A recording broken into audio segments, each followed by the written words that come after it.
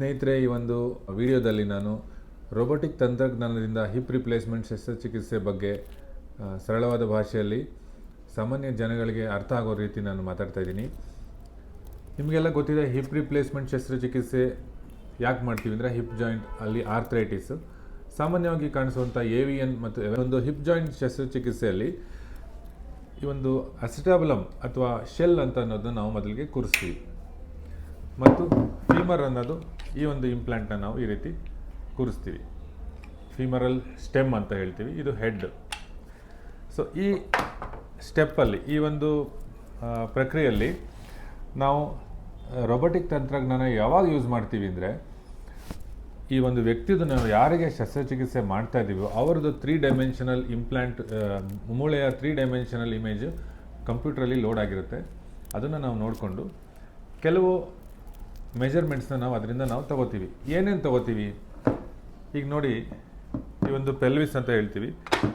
ಈ ಪೆಲ್ವಿಸಲ್ಲಿ ಈ ಕಪ್ಪು ಎಷ್ಟು ಆ್ಯಂಗಲಲ್ಲಿ ಇನ್ಕ್ಲೈನ್ ಆಗಿದೆ ಅನ್ನೋದು ಇನ್ಕ್ಲಿನೇಷನ್ ಅಂತ ಹೇಳ್ತೀವಿ. ಎಷ್ಟು ಆ್ಯಂಗಲ್ಗೆ ಈ ಒಂದು ಸರ್ಫೇಸ್ಗೆ ಎಷ್ಟು ಆ್ಯಂಗಲ್ ಇದೆ ಅದಕ್ಕೆ ಇನ್ಕ್ಲಿನೇಷನ್. ಈಗ 35 ಡಿಗ್ರಿ, 40-45 ಡಿಗ್ರಿ ಅಂತ ನಾವು ಮೊದಲಿಗೆ ಫಿಕ್ಸ್ ಮಾಡಿರ್ತೀವಿ. ಮತ್ತು ಈ ಕಪ್ಪು ಎಷ್ಟು ಮುಂದಕ್ಕೆ ಫೇಸಿಂಗ್ ಇದೆ ಅದಕ್ಕೆ ಆ್ಯಂಟಿ ವರ್ಷನ್ ಅಂತ ಹೇಳ್ತೀವಿ. ಆ ಒಂದು ಆ್ಯಂಟಿ ವರ್ಷನ್ ಸಹ 15-20 ಡಿಗ್ರಿ ನಾವು ಫಿಕ್ಸ್ ಮಾಡಿರ್ತೀವಿ. ಮತ್ತು ಯಾವ ಸೈಜ್ ಇದೆ ಇದು 38ರಿಂದ 52 ಸೈಜಸ್ಸು, ಬೇರೆ ಬೇರೆ ಸೈಜಸ್ಸು ನಮ್ಮ ಆಪ್ರೇಷನ್ ಥಿಯೇಟ್ರಲ್ಲಿ ನಮಗೆ ಇರುತ್ತೆ, ಯಾವಾಗಲೂ ಅವೈಲೇಬಲ್ ಇರುತ್ತೆ ನಾವು ಶಸ್ತ್ರಚಿಕಿತ್ಸೆ ಮಾಡುವಾಗ.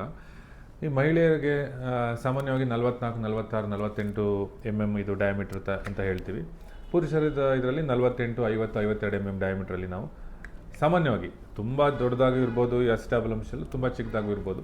ಸೊ ಈ ಒಂದು ಮೆಜರ್ಮೆಂಟ್ ಎಷ್ಟು ಸೈಜ್ ಅಸಿಟಾಬುಲಮ್ ಶೆಲ್ ಇದೆ, ಎಷ್ಟು ಇನ್ಕ್ಲಿನೇಷನ್ ಇದೆ, ಎಷ್ಟು ಆ್ಯಂಟಿವರ್ಷನ್ ಇದೆ ಅನ್ನೋದು ಅಲ್ಲೇ ನಮಗೆ ತೋರಿಸ್ತಾ ಇರುತ್ತೆ. ಸೊ ಈ ಒಂದು ನಿಖರತೆ ನಮಗೆ ಗೊತ್ತಾಗುತ್ತೆ. ಎಷ್ಟು ಆ್ಯಂಗಲನ್ನು ನಾವು ಮಾಡ್ತಾ ಇದ್ದೀವಿ, ಯಾವಾಗ ಸ್ಟಾಪ್ ಮಾಡಬೇಕು, ಕಪ್ನ ಯಾವಾಗ ಇಂಪ್ಲಾಂಟ್ ಮಾಡಬೇಕು ಅನ್ನೋದು.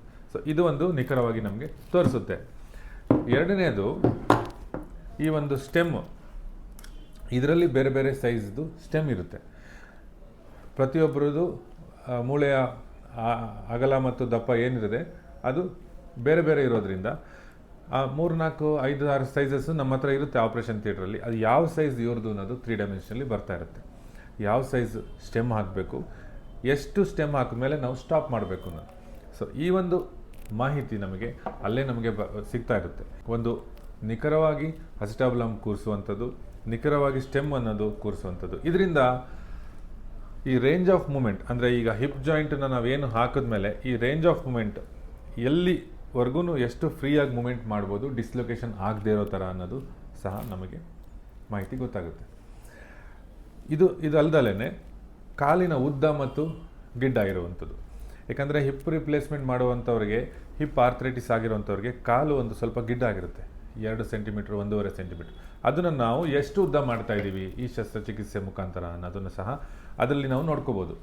ಸೊ ಇದರಿಂದ ನಮಗೆ ಈ ಒಂದು ಕೆಲವು ಮಾಹಿತಿಗಳಿಂದ ನಾವು ಫಾಲೋ ಮಾಡಿ ಅಲ್ಲೇ ಆಬ್ಜೆಕ್ಟಿವ್ ಆಗಿ ನಮಗೆ ಕಾಣಿಸ್ತಿರೋದ್ರಿಂದ ನಾವು ಇನ್ನೂ ಒಂದು ನಿಖರವಾಗಿ ಮಾಡ್ಬೋದು ಅಂತ ನಾನು ಈ ಒಂದು ವಿಡಿಯೋ ಮೂಲಕ ಹೇಳ್ತೀನಿ. ಆದರೆ ಕನ್ವೆನ್ಷನಲ್ ಅಥವಾ ಮ್ಯಾನ್ಯುವಲ್ ಟೆಕ್ನಿಕಲ್ಲೂ ಸಹ ನಾವು ಏನು ಹಿಪ್ ರಿಪ್ಲೇಸ್ಮೆಂಟ್ ಮಾಡ್ತೀವಿ ಅದರಲ್ಲೂ ಸಹ ನಮ್ಮ ಎಕ್ಸ್ಪೀರಿಯನ್ಸ್ ಮೇಲೆ ಹಲವಾರು ವರ್ಷಗಳಿಂದ ನಾವು ಮಾಡ್ತಾ ಇರ್ತೀವಿ.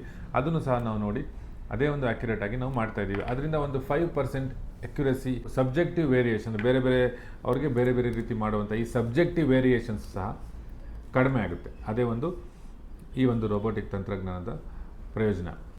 ನಾವು ಇನ್ನೂ ಒಂದು ಏನಂತಂದರೆ, ಡೈರೆಕ್ಟ್ ಆ್ಯಂಟೀರಿಯರ್ ಅಪ್ರೋಚ್ ಇವಾಗ ನಾವು ಏನು ಮಾಡ್ತಾ ಇದ್ದೀವಿ, ಫ್ರಂಟಿಂದ ಹಿಪ್ ರಿಪ್ಲೇಸ್ಮೆಂಟ್ ಮಾಡ್ತಾ ಇರೋದ್ರಿಂದ ಅದರಲ್ಲೂ ಸಹ ಡೈರೆಕ್ಟ್ ಆ್ಯಂಟೀರಿಯರ್ ಜೊತೆಗೆ ನಾವು ರೋಬೋಟಿಕ್ನ ತಂತ್ರಜ್ಞಾನ ಅಳವಡಿಸಿದ್ರೆ ಇನ್ನೂ ಅಕ್ಯುರೇಟಾಗಿ ಹಿಪ್ ರಿಪ್ಲೇಸ್ಮೆಂಟ್ ಮಾಡ್ಬೋದು.